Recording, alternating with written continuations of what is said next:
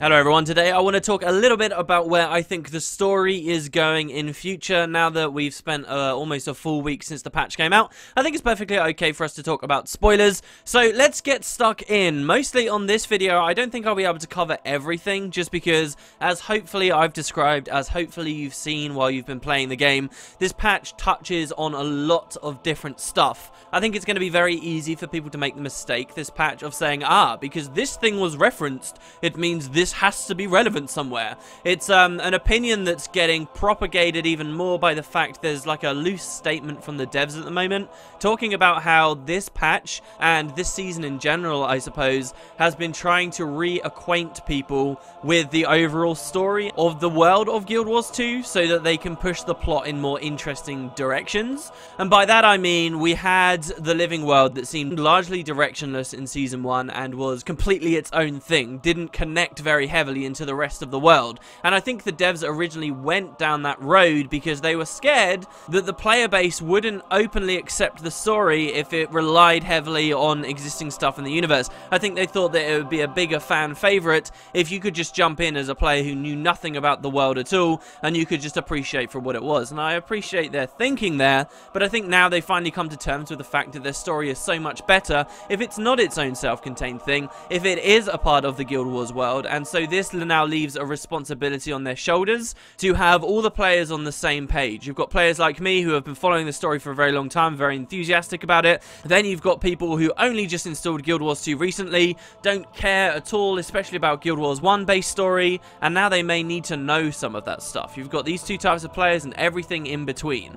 And so with this idea, a lot of people are now saying, you know, this tiny book referenced this one thing in the library, maybe it means something. I'm going to be careful not to make such statements, but there are several big things that I do believe are going on. I'm going to make a bit of a prediction for the next patch in general, and then also where I think that the season is going to end. I've previously said to you guys before Season 2 began that I thought the season would end with us finding another pale tree. I think that's still on the table, but there are so many other threads weaving around right now, it would be kind of crazy for that to still be the ultimate conclusion. I mean, maybe as a complete shocker, there's a billion other things going on and suddenly we see another pale tree, but I'm leaning elsewhere now. So of the 3 or 4 major things I'd like to talk about, again, this won't cover everything, let's start with the White Mantle. This is one of the more subtle things ArenaNet have been throwing around this patch, and I believe the start of a big setup for how the season will ultimately end. So if you're not familiar with who the White Mantle are, Kryta, where the humans currently live, years ago, back during Guild Wars 1's time, was in civil war. At that time, the royal family had been overthrown, gone into hiding. There was no king, there was no queen, there were instead the White Mantle. An organized cult, pretty much, of people who didn't believe in the 6 true gods, instead they believed in who they called the unseen gods, that turned out to be the Masat, just very, very powerful spellcasters. And that may seem kind of ludicrous to you guys, but at the end of the day, aren't the humans still just worshipping what are basically very, very powerful spellcasters and calling them gods?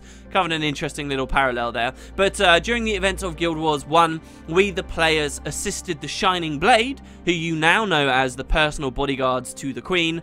We assisted the Shining Blade in overthrowing the White Mantle, revealing their corruption, and restoring the royal family to Kryta. And from that point on, it's been the royal family moving down till now in Guild Wars 2. The White Mantle, though, may be down, but they are not out. In one of the human personal story options, you will learn that your character's parents were members of the Shining Blade, and this fight, this underground battle between the Shining Blade and agents of the White Mantle is still very much alive today. In fact, there are suggestions that many of the bandits you see, if not all of the bandits you see, ultimately are being ruled by the White Mantle, who are trying to still overthrow those in charge of Kryta. Now, this does not necessarily overlap with the Cordicus storyline and the Ministry Guard. The franchise has been a little bit vague on this so far.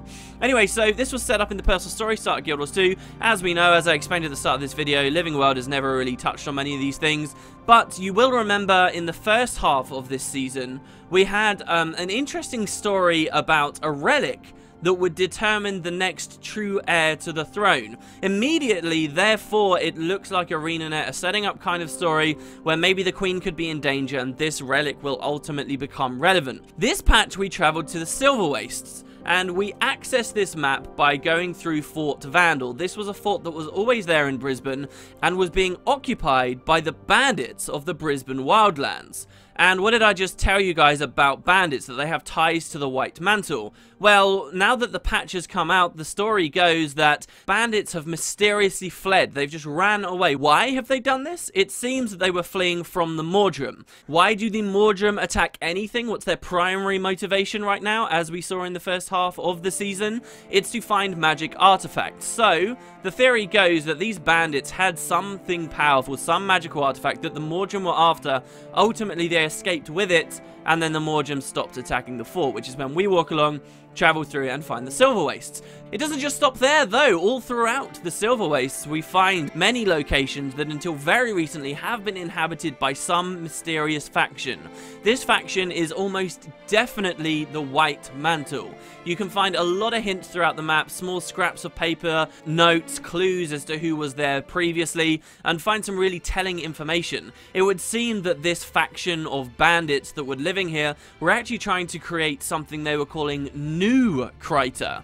This would fall very in line with the White Mantle's current known motives, but maybe the best clue is that the lost badges we're now searching for in this map, like the lost coin mechanic now associated with one of the achievements, if you actually get down on your hands and knees and look at them, they are White Mantle emblems, as plainly as you can put it. They were the White Mantle that were here, and now they've ran off fleeing from the Mordrum. Not only were the White Mantle here, but they have something powerful with them. So why are ArenaNet hinting so heavily? Well, this definitely wasn't my original idea. It was something originally told to me by a guildie, but something I really do believe could be happening. I think that we're going to continue with the narrative of fighting Morgemoth, facing Morgemoth, but as these patches come out, there's going to be more and more hints to do with the White Mantle, and ultimately the season finale won't just be some huge escalation in the Mordrum fight, but at the same time, they'll reveal that the White Mantle have suddenly sprung upon Gw2. Wouldn't that be quite fitting that out of the blue they reveal that they've mustered much strength and now they are attacking the Queen? This brings this idea of this amulet back into the story a little bit more, and maybe even, this is the most exciting idea to me, it leaves us as players with a decision. Maybe we're locked in some huge battle with Morgemoth, except now there is serious shit going down in Gw2 at the throne. We have to protect the Queen. What do we have to do? We have to make a decision, perhaps much like Logan once had to make a decision against Gw2. And maybe that ends up in our hands. Maybe they do it like a voting style thing with Ellen Keel and Evan Nashblade. Maybe it's something more on the spot. Maybe it's something we don't have a choice in at all. But either way, I think that would be fantastic to put the players in that position. And I think knowing ArenaNet and knowing that they probably want us to sympathize with Logan just a little bit, they'll probably have it so that we end up going back to save the Queen at the cost of making serious headway against Morgemoth, and we'll be set back a little. And maybe that will be the stage for Season 3. Interesting idea, but there has been way too much White Mantle stuff, in my opinion, over this patch. Slight things being mentioned here and there in previous patches for them to just ignore it completely. And besides, it is a huge part of the history of this region, and one of the biggest setups they laid out to us in the personal story, right? I would love to see it, especially if it means us getting the Massart back.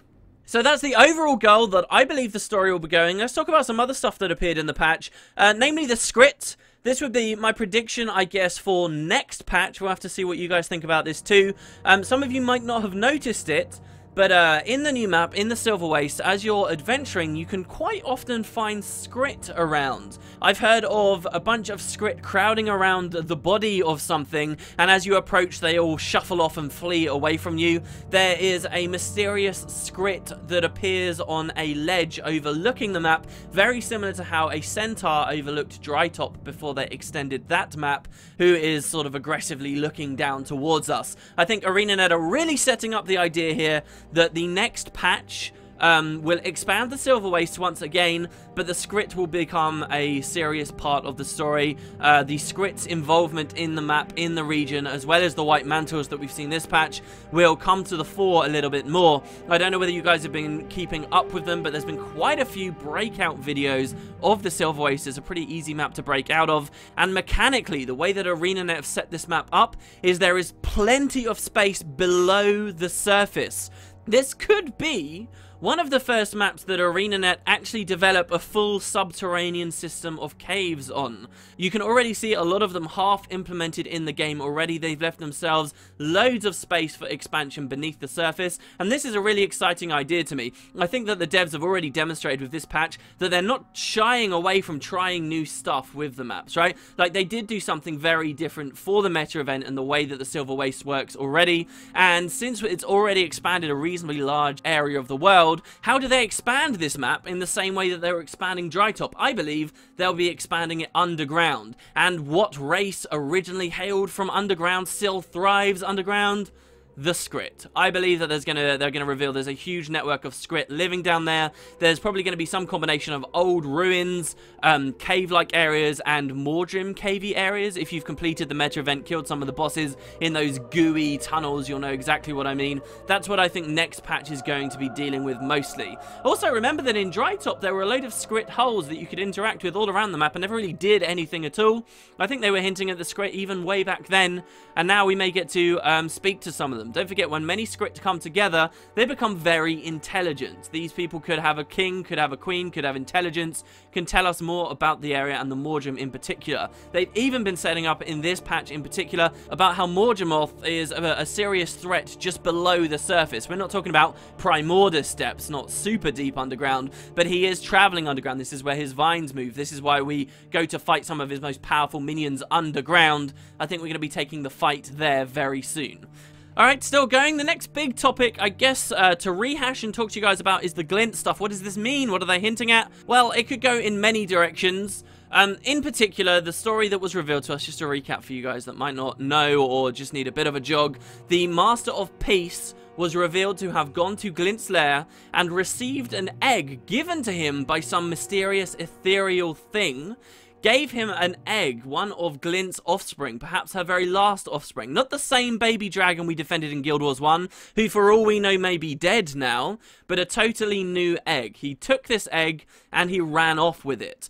Also in this story, it was revealed to us, and this is incredibly important, though it seemed almost glossed over the way they delivered it, the idea that Elder Dragons can be replaced. This is huge. They flat out told us that new Elder Dragons are created when a powerful enough entity on Tyria is ready to just absorb that power. That entity was supposed to be Glint. Glint, the wise creature that was, for all intents and purposes, on our side, the sentient races of Tyria, was going to become an Elder Dragon when this power vacuum was created, presumably after the fight with Kralkatorrik. Yet that fight did not go well, as we know, and she died instead.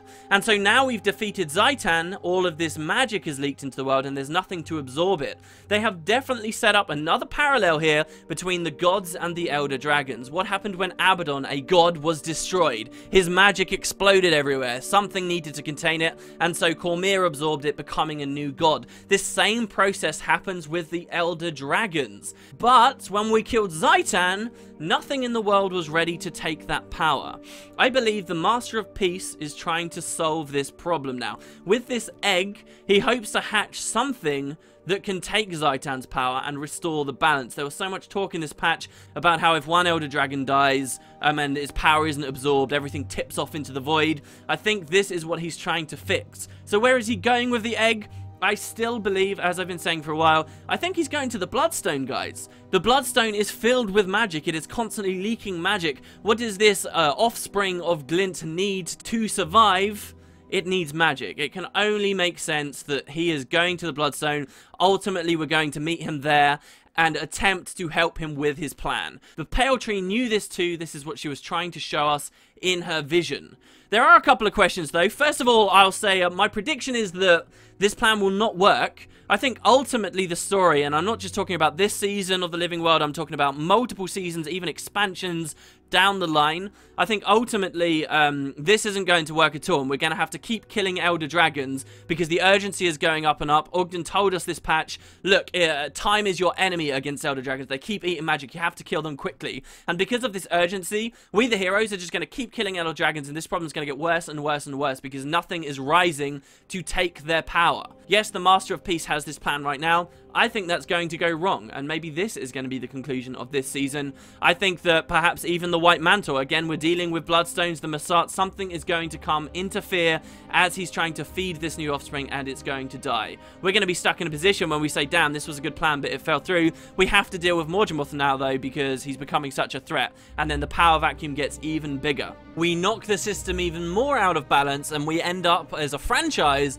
in this very exciting position of like ultimate destruction or chaos befalling Ontaria because we've just messed up the natural systems of magic so badly. And I think that's a much more exciting direction for us to go in than to just say for the next God knows how long, okay, we're going to kill an Elder Dragon and then we're going to find something to take its power who's friendly to us. Then we're going to kill another Elder Dragon and we're going to find something that's friendly. That just doesn't work. It's much better if this just gets worse and worse and worse and more urgent as we go. And I think they appreciate that too. There are further questions too, like who even gave this egg to the Master of Peace? A really awesome theory I've read is the idea that perhaps this was Snaf. The theory goes very loosely that in the book, The Edge of Destiny, we learn about how Snaf was trying to fuse with Kralkatorric's mind, and ultimately, because his physical body was not well protected, he ended up being destroyed. Well, perhaps the theory would go that there's still some small part of Snaf alive, some small part of him that knew Glint's plan to become an Elder Dragon, and so when the opportunity arose with the Master of Peace, with the remnants of the Brotherhood of the Dragon, he did what he could, he passed down this egg, and this new plan from his death was born. That would be kind of cool, and again, tie into what I was saying about the dev comments recently, that people need to be reminded of the story, right? They're referencing many things because people all have to get on the same page, and the story of Snaf, how he died, that's going to have to be something that people remember if he's going to have some kind of surprise, albeit very weird, I grant you, reappearance somehow. Just a theory, but kind of a fun one. There's still so much to talk about with the patch, guys, but I'm probably going to leave it there. I will say I've got some interesting ideas on Antikythera, which is another interpretation of the universe. I'll just let you guys know because some of you might not be following the trivia or things people have found out. I'm actually kicking myself about this. Antikythera is a thing in real life. On Earth, there is a Greek island with this name. In about 100 BE, a ship sank off of its coast. This ship had in its cargo an incredibly complicated device that was entirely mechanical, entirely built out of cogs, that did all these incredibly advanced mathematic calculations that would ultimately predict the time of solar eclipses, I believe. Really interesting stuff. It's something I've read about like at least 3 times in my life, and every time I read about it, I end up on the wiki page. I think to myself, I have to remember the name of this thing. I'm gonna want to know the name of this thing. I hate that I forget it, and I've forgotten it every time. It even appeared in Guild Wars 2 now, and I realized I didn't even know where this reference came from. Some people have referred to it as like the oldest computer to have ever been built. It depends on your definition. Very interesting though, and of course we're now seeing this term appear in Guild Wars 2. Has to be some kind of nod to this device.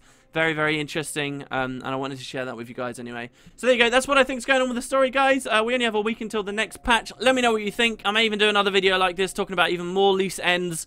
I haven't even talked really about what's going on with the Pact, the Glory of Tyrion, and so forth. But it's been good stuff. There's so much going on. I just hope that ArenaNet keep this standard up. My worry is that they'll grow complacent now, or they'll think that just throwing in a library with lots and lots and lots of Guild Wars 1 references is enough to make a good story. And of course that's not true, and all the service to the previous game, if it doesn't actually mean anything for the plot, is going to grow very old on people quite quickly. But at least for this patch, I've had a lot of fun, plenty to speculate on, and I'm looking forward to the next one. Anyway, thanks very much for watching, guys. Hope you have a good one. I'll see you next time.